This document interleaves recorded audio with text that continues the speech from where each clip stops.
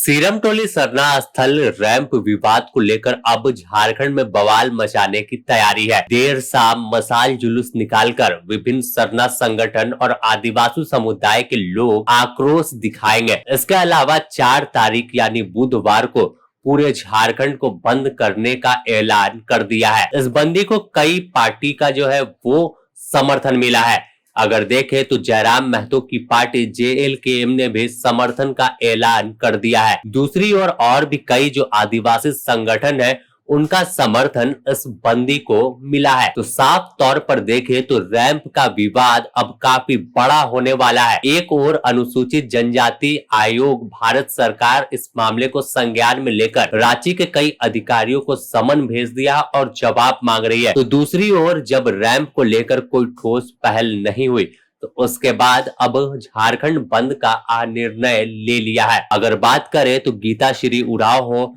या और भी कई जो संगठन से जुड़े हुए नेता हैं वो इस पूरे आंदोलन की अगुवाई कर रही है और सीधे तौर पर सरकार को आंख दिखा रही है और बता रही कि आखिर आदिवासियों के नाम पर झारखंड मिला था लेकिन आदिवासी ही खत्म होते जा रहे हैं। अब हद हो गई जब सरना स्थल की जमीन पर भी उनका हक नहीं रहा। सरना स्थल को लेकर विवाद कैसे थमेगा यह सरकार को निर्णय लेना है, नहीं तो अब लड़ाई और भी तेज हो जाएगी।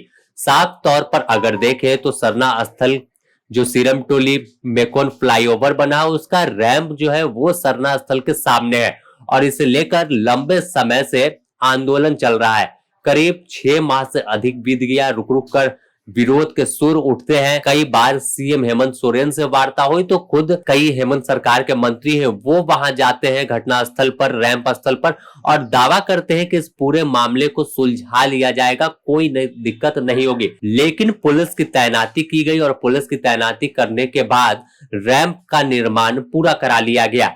इससे और भी जो आदिवासी थे वो आक्रोशित हो गए और कह रहे हैं कि अबुआ सरकार है, लेकिन अबुआ सरकार में आदिवासी ही बेघर हो रहे हैं, जमीन लूटी जा रही है और अब पूजा स्थल पर अब टारगेट हो रहा है। तो अब चुप नहीं बैठेंगे, चाहे गोली चले या लाठी, हर चीज का सामना करेंगे। जब पूजा स्थल अपना धर्म या आदिवासी बचेगा तब तो वह रहेंगे, लेकिन अब पुलिस की ओर से अगर बात कर ले तो इसकी भी तैयारी पूरी है। झारखंड बंद को लेकर पूरी तरह से विभिन्न चौक चौराहों और पेट्रोलिंग जो है वो बढ़ाई गई है और देर शाम जब मशाल जुलूस निकलेगा तो वहां से भी हुंकार भरी जाएगी और एक संदेश होगा कि झारखंड पूरी तरह से बंद रहेगा। इस दौरान अगर फ्री की बात कर ले तो प्रेस गाड़ी हो गया, मेडिकल इमरजेंसी जो है वो फ्री रखा गया है, दूध का तो इसेंशियल सर्विस जो है वो फ्री रहेगा। इसके अलावा पूरी तरह से झारखंड को बंद कर दिया जाएगा। सड़क पर आदिवासी संगठन के लोग दिखने वाले हैं। अगर बात करें इससे पहले भी